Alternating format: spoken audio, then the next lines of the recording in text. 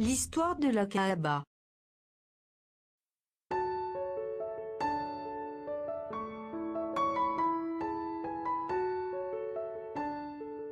Notre histoire commence avec la ville de la Mecque. Il est dit lorsqu'Adam et Ève ont été renvoyés du paradis. Les deux ont été séparés. Ève atterrit près de la ville de la Mecque et Adam quelque part en Extrême-Orient. Après plusieurs années à se chercher l'un et l'autre, Adam parvient à trouver son chemin dans la péninsule arabique jusque-là. C'est au sommet du mont Arafat à l'extérieur de la ville de la Mecque qu'ils ont été réunis.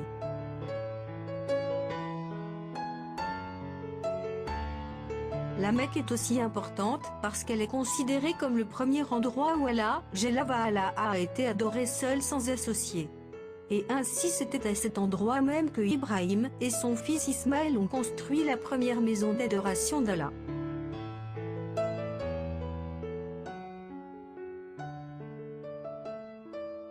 C'est en cet honneur que Allah, Jalla wa Ala, a construit une structure similaire pour les anges. Et il est dit que tous les jours 70 000 anges viennent à cette construction pour prier et partent ensuite destinés à ne jamais revenir comme l'a dit notre prophète Salah, Allahu alayhi wa salam. Lorsqu'Ibrahim et Ismaël ont fini la construction de la maison sacrée, il y avait encore une brique à mettre à sa place. Et ainsi Ibrahim envoyait son fils Ismaël trouver une pierre unique qui pourra mettre à cet endroit, mais Allah Jalla wa Ala a décidé que cette pierre finale destinée à être posée ne soit pas faite en matière de ce monde, mais plutôt une pierre provenant directement du cœur du paradis. L'ange Jibril, alayhi salam, rapporta ensuite la pierre à Ibrahim, qui l'a mise en place. Au fur et à mesure du temps, la ville se développe et les habitants de la Mecque restent en fervents monothéistes adorant un seul et unique Dieu.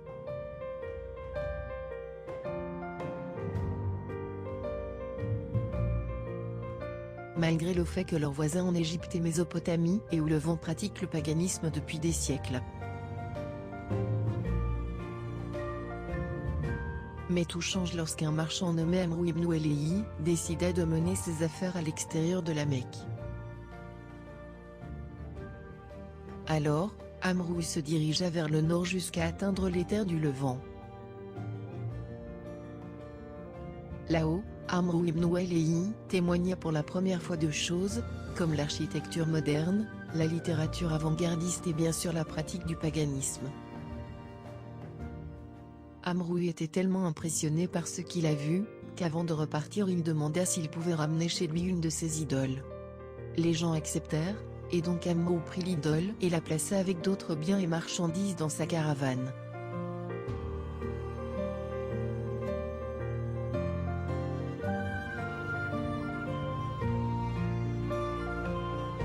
Ensuite il met le cap au sud vers la ville de la Mecque. Lorsqu'Amrou arriva enfin chez lui, il prit et plaça immédiatement l'idole devant la maison sacrée. Il dirigea ensuite le peuple en leur disant que ceci était désormais le Dieu qu'ils doivent adorer. Tristement ce concept a fait part à très peu ou même voire d'aucune résistance et avec le temps les gens commençaient à adorer de plus en plus d'idoles. Jusqu'à ce qu'il est dit qu'à la fin du VIe siècle plus de 360 idoles différentes entouraient la maison sacrée à la Mecque.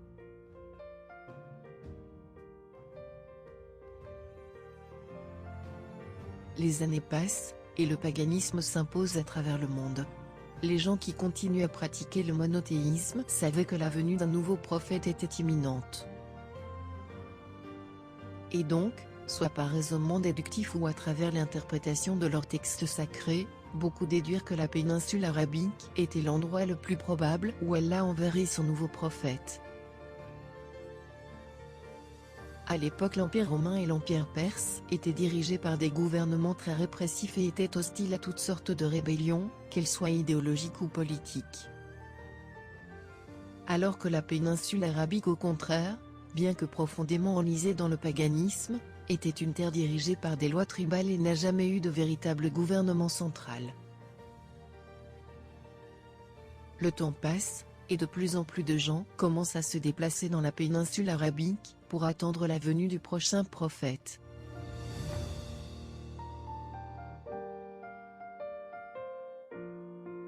Et ainsi, sur la même terre où l'homme, pour la première fois voue un culte à son créateur et où Ibrahim construisit la première maison d'adoration d'Allah seul. C'était là où Allah a destiné son dernier et final messager à apparaître.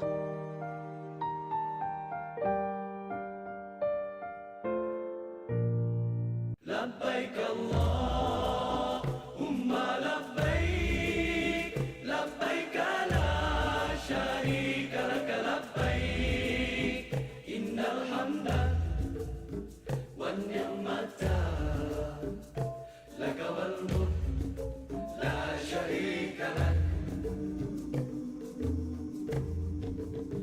Pergi haji artinya menuju Allah yang esa, membawa hati dan diri yang hina, memberi hadiah kepada Allah, berhati-hatilah menghadapnya. Setiap hamba pergi haji dengan segala yang baik, hati yang baik, akhlak yang baik, harta yang halal, hati yang bersih, niat yang suci, amal mulia. Pergi haji, ilmu tentangnya mestilah ada, agar syarat dan rukun tepat sempurna, sah dan batalnya dapat dijaga, agar amalan hajinya tidak sia-sia. Tata tertib dan akhlak kenalah jaga, buatlah dengan tenang serta tawadu, sabar dan tolak ansur mestilah ada, jangan berkasar merempuh manusia.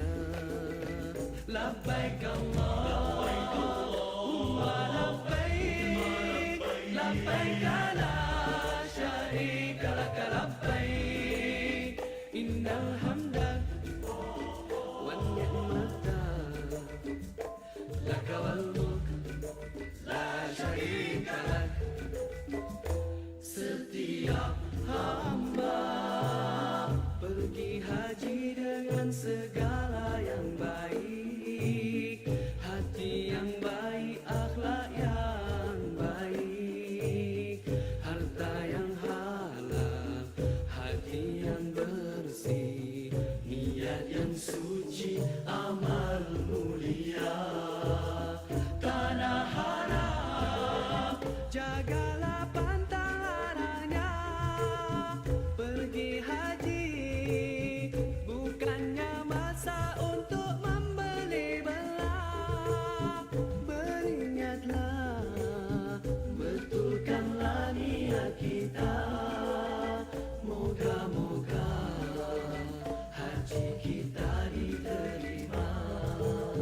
Jagalah pantang larangnya yang boleh rosakkan haji. Jauhkan maksiat dan yang sia-sia. Takutkan Allah yang esa, ingat selalu padanya, agar kita sentiasa memiliki jiwa hamba. Pergi haji artinya menuju Allah yang esa, membawa hati dan diri yang hina, memberi hadiah kepada Allah, berhati-hatilah menghadapnya. Labbaik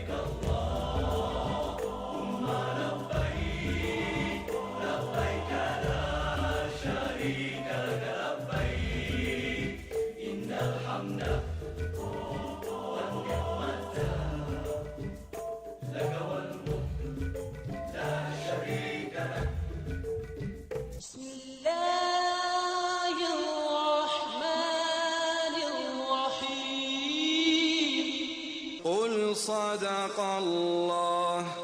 فاتبعوا ملة إبراهيم حنيفا وما كان من المشركين. إن أول بيت وضع للناس للذي ببكة مباركا وهدى للعالمين. فيه آيات بينات مقام إبراهيم ومن دخله كان آمنا. ولله على الناس حج البيت من استطاع إليه سبيلا ومن كفر فإن الله غني عن العالمين. قل يا أهل الكتاب لم تكفرون بآيات الله والله شهيد على ما تعملون. قل يا أهل الكتاب لم تصدون عن سبيل الله من آمن تبغونها عوجا وأنتم شهداء وما الله بغافل عما تعملون. يا أيها الذين آمنوا إن تطيعوا فريقا من الذين أوتوا الكتاب يردوكم بعد إيمانكم كافرين. وكيف تكفرون وأنتم تتلى عليكم آيات الله وفيكم رسوله ومن يعتصم بالله فقد هدي إلى صراط مستقيم. يا أيها الذين آمنوا اتقوا الله حق تقاته ولا تموتن إلا وأنتم مسلمون. واعتصموا بحبل الله جميعا ولا تفرقوا. واذكروا نعمة الله عليكم إذ كنتم أعداء فألف بين قلوبكم فأصبحتم بنعمته إخوانا وكنتم على شفا حفرة من النار فأنقذكم منها. كذلك يبين الله لكم آياته لعلكم تهتدون. ولتكن منكم أمة يدعون إلى الخير ويأمرون بالمعروف وينهون عن